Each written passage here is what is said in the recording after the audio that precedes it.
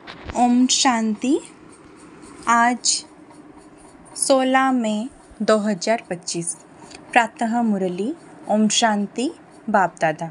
मीठे बच्चे, तुम्हारा लब एक बाप से है, क्योंकि तुम्हें बेहद का वर्षा मिलता है। तुम प्यार से कहते हो मेरा बाबा। प्रश्न, किसी भी देहधारी मनुष्य के बोल के भेंट बाप से नहीं की जा सकती है, क्यों? उत्तर, क्योंकि बाप का एक एक बोल महावाक्य है। जिन महावाक्यों को सुनने वाले महान अर्थात पुरुषोत्तम बन जाते हैं। बाप के महावाक्य गुलगुल अर्थात फूल बना देते हैं। मनुष्य के बोल महावाक्य नहीं, उनसे तो और ही नीचे गिरते आए हैं। गीत, बदल जाए दुनिया। ओम शांति। गीत की पहली लाइन में कुछ अर्थ है, बाकी सारा गीत कोई काम का नहीं है। जैसे गीता में महानुवाच मन मना भव मध्याजी भव, यह अक्षर ठीक है, इसको कहा जाता है आटे में नमक। अब भगवान किसको कहा जाता है, यह तो बच्चे अच्छी रीति जान गए हैं। भगवान शिव बाबा को कहा जाता है। शिव बाबा आकर शिवालय रचते हैं। आते कहाँ हैं?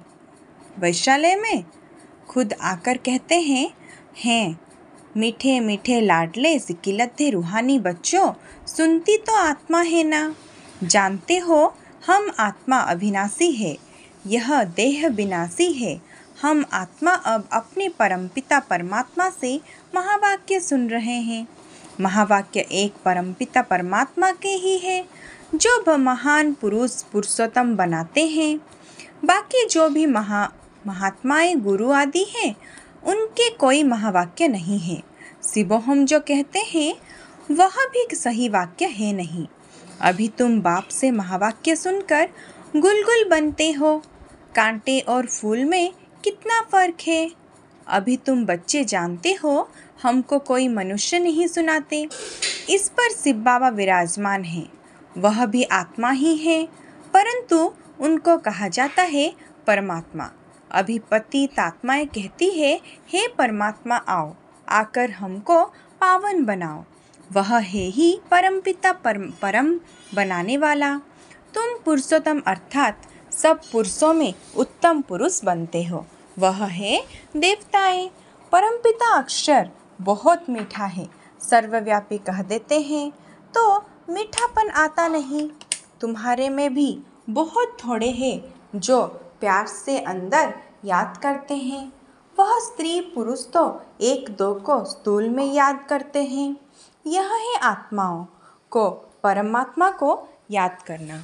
बहुत प्यार से भक्ति मार्ग में इतना प्यार से पूजा नहीं कर सकते। वह लब नहीं रहता। जानते ही नहीं तो लब कैसे हो। अभी तुम बच्चों को बहुत लब है। आत्मा कहती है मेरा बाबा। आत्माएं भाई भाई है ना। हर कोई भाई कहते हैं। बाबा ने हमको अपना परिचय दिया है, परंतु वो लब नहीं कहा जाता है। जिससे कुछ मिलता है उसमें लब रहता है। बाप में बच्चों का लब रहता है, क्योंकि बाप से वर्षा मिलता है। जितना जास्ती वर्षा उतना बच्चों का जास्ती लब रहेगा। अगर बाप के पास कुछ भी प्रॉपर्टी है नहीं, दादे के पास है, तो फिर बाप में इतना लब नहीं रहेगा। फिर दादे से लब हो जाएगा। समझोगे, इससे पैसा मिलेगा। अभी तो है बेहद का बाप। तुम बच्चे जानते हो हमको बाप पढ़ाते हैं। यह तो बहुत ही खुशी की बात है। भगवान हमारा बाप है। जिस रचता बाप को कोई भी नहीं जानते हैं, ना जानने के कारण फिर अपने को बाप कह देते हैं। जैसे बच्चे से पूछो तुम्हारा बाप कौन, आखिरीन कह देते हैं हम।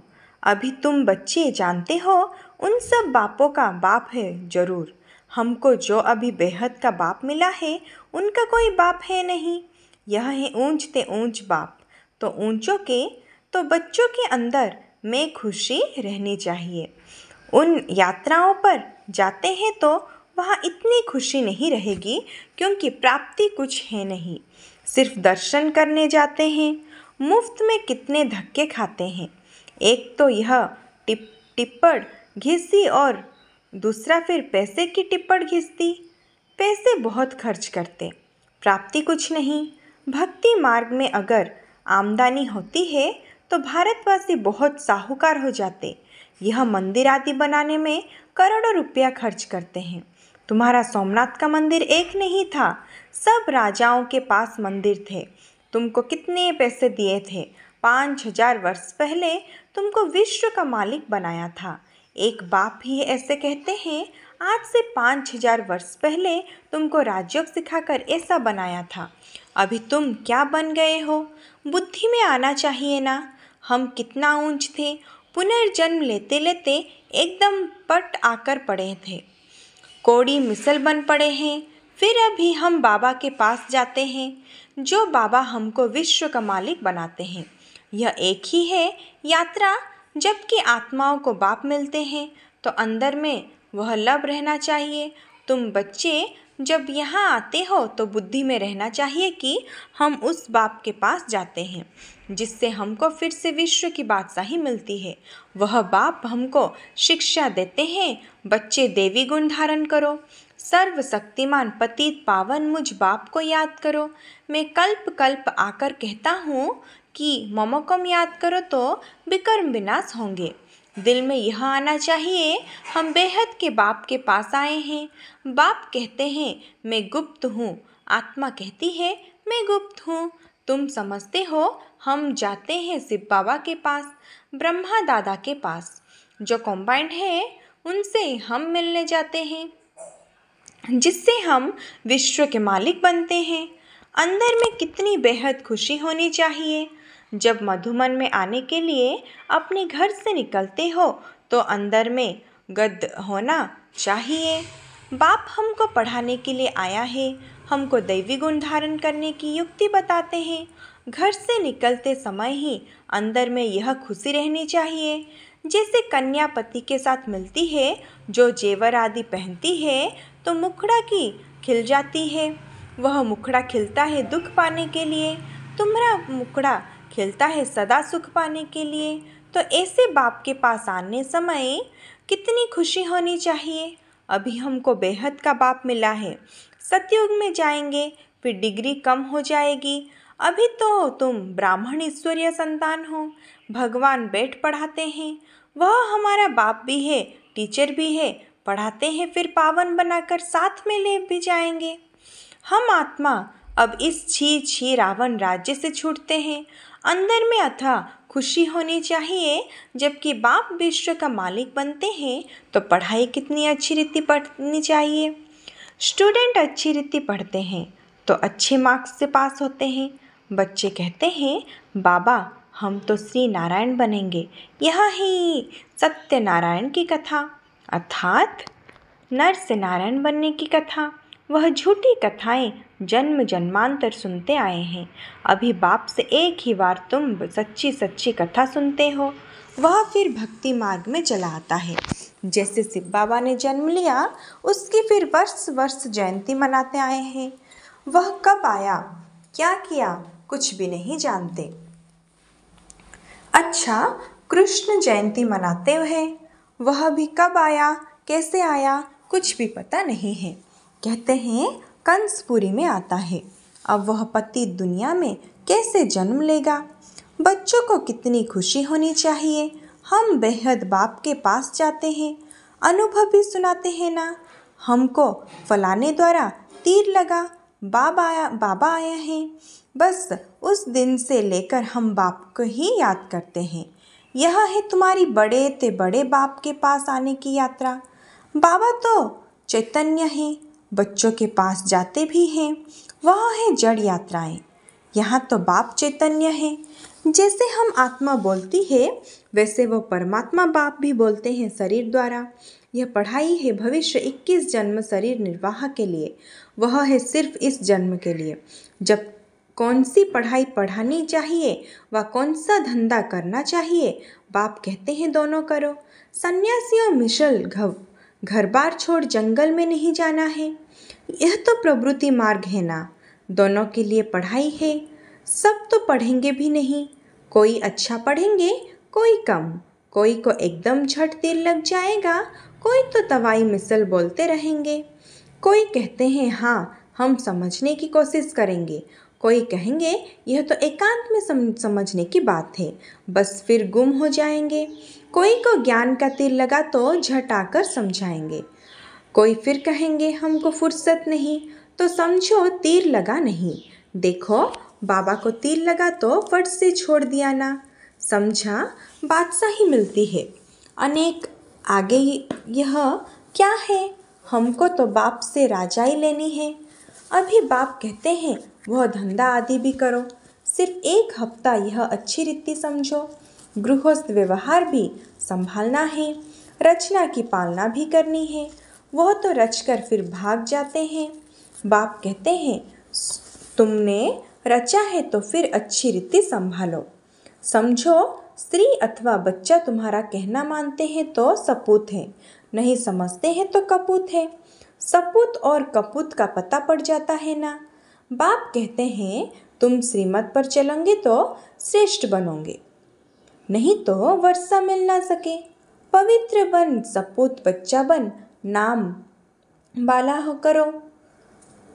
तीर लग गया फिर तो कहेंगे बस अभी, तीर लग गया फिर तो कहेंगे बस अभी तो हम सच्ची कमाई करेंगे। बाप आए हैं शिवालय में ले जाने, तो शिवालय में जाने लिए फिर लायक बनना है, मेहनत है।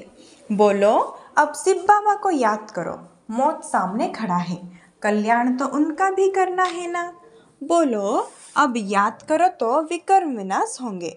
तुम बच्चियां का फर्ज है पियर घर और ससुर घर का उद्धार करना, जबकि तुम्हें बुलावा होता है तो तुम्हारे फर्ज है उनका कल्याण करना, रहम दिल बनना। पतित तमो प्रधान मनुष्य को सतो प्रधान बनने का रास्ता बताते हैं। तुम जानते हो हर चीज़ नई से पुरानी जरूर होती है। नर्क में सब पतित आत्माएं हैं, तब तो गंगा में स्नान कर पावन होने जाते हैं। पहले तो समझे कि हम पतित हैं इसलिए पावन बनना है। बाप आत्माओं को कहते हैं मुझे याद करो तो तुम्हारा पाप नष्ट हो जाएगा। साधु संत आदि जो भी है सबको यह मेरा पैगाम दो कि बाप कहते हैं मुझे याद करो। इस योग अग्नि से अथवा याद की यात्रा से तुम्हारी खाद निकलती जाएगी। तुम पवित्र बन मेरे पास आ जाएंगे, मैं तुम सबको साथ ले जाऊंगा। जैसे बिच्छू होता है चलता जाता है, जहाँ नर्म चीज़ देखता है तो डंक मार देता है, पत्थर को डंक मार क्या करेगा। तुम भी बाप का परिचय दो, यह भी बाप ने समझाया है। मेरे भगत कहाँ रहते हैं? शिव के मंदिर में, कृष्ण के मंदिर में, लक्ष्मी नारायण के मंदिर में। भगत मेरी भक्ति करते रहते हैं तो बच्चे ना, मेरे से राज्य लिया था, अब पूज्य से पुजारी बन गए हैं। देवताओं के भगत हैं ना। नंबर 1 है शिव की अभिव्याचारी भक्ति, फिर गिरते गिरते अभी तो भूत पूजा करने लगे हैं। शिव के पुजारियों को समझाने में सहज होगा। यह सब आत्माओं का बाप शिव बाबा है, स्वर्ग का वर्षा देते हैं। अभी बाप कहते हैं मुझे याद करो तो विकर्म विनाश हो। हम तुमको पैगाम देते हैं। अब बाप कहते हैं पतित पावन ज्ञान का सागर मैं हूँ, ज्ञान भी सुना रहा हूँ, पावन बनने के लिए योग भी सिखा रहा हूँ। ब्रह्मा तन से मैसेज दे रहा हूँ, मुझे याद करो। अपने 84 जन्मों को याद करो। तुमको भगत मिलेंगे मंदिरों में और फिर कुंभ के मेले में। वहाँ तुम समझा सकते हो पतित पावन गंगा है या परमात्मा। तो बच्चों को यह खुशी रहनी चाहिए कि हम किसके पास जाते हैं। है कितना साधारण, क्या बढ़ाई दिखाए। शिव बाबा क्या करे जो बड़ा आदमी दिखाई पड़े। सन्यासी कपड़े तो पहन नहीं सकते। बाप कहते हैं मैं तो साधारण तन लेता हूँ, तुम ही राय दे कि मैं क्या करूँ। इस रथ को क्या श्रृंगार। वह हुसैन का घोड़ा निकालते हैं, उनको श्रृंगारते हैं। यहाँ शिव बाबा का रथ फिर बैल बना दिया है। बैल के मस्तक में गोल गोल शिव का चित्र दिखाते हैं। अब शिव बाबा बैल में कहाँ से आएंगे? भला मंदिर में बैल क्या क्यों रखा है? शंकर की सवारी कहते हैं। सूक्ष्म वतन में शंकर की सवारी होते हैं क्या? यह सब है भक्ति मार्ग जो ड्रामा में नूंद है। अच्छा, मीठे मीठे सिक्की लद्दे बच्चों प्रति माता पिता बाप दादा का याद प्यार और गुड मॉर्निंग। रूहानी बाप की रूहानी बच्चों को नमस्ते। धारणा के लिए मुख्य सार, अपने आप से प्रतिज्ञा करनी चाहिए कि अभी हम सच्ची कमाई करेंगे, स्वयं को शिवालय में चलने के लायक बनाएंगे, सपूत बच्चा बनकर श्रीमत पर चलकर बाप का नाम बाला करेंगे। रहमदिल बन तमो प्रधान मनुष्य को सतो प्रधान बनना है, सबका कल्याण करना है, मौत के पहले सबको बाप की याद दिलानी है। वरदान, हर मनुष्य आत्मा को अपने तीनों कालों का दर्शन कराने वाले दिव्य दर्पण भव। आप बच्चे अब ऐसा दिव्य दर्पण बनो जिस दर्पण द्वारा हर मनुष्य आत्मा अपने तीनों कालों का दर्शन कर सके, उन्हें स्पष्ट दिखाई दे कि क्या था और अभी क्या हूँ, भविष्य में क्या बनना है। जब जानेंगे अर्थात अनुभव करेंगे, वो देखेंगे कि अनेक जन्मों की प्यास, वो अनेक जन्मों की आशाएं मुक्ति में जाने की, वो स्वर्ग में जाने की अभी पूर्ण होने वाली है, तो सहज ही बाप से वर्षा लेने के लिए आकर्षित होते हुए जाएंगे। स्लोगान, एक बल एक भरोसा। इस पाठ को सदा पक्का रखो तो बीज भंवर से सहज निकल जाएंगे। अव्यक्त इशारे, रूहानी रॉयल्टी और प्योरिटी की पर्सनालिटी धारण करो। बारिश क्वालिटी प्रत्यक्ष जब होगी, जब आप अपनी प्योरिटी की रॉयल्टी में रहेंगे। कहाँ भी हद की आकर्षण में आंख ना डूबे। बारिश अर्थात अधिकारी। तो जो यहाँ सदा अधिकारी स्टेज पर रहते हैं, कभी भी माया के अधीन नहीं होते, अधिकारीपन के शुभ नशे में रहते। ऐसे अधिकारी स्टेज वाले ही वहाँ भी अधिकारी बनते हैं। अच्छा, ओम शांति।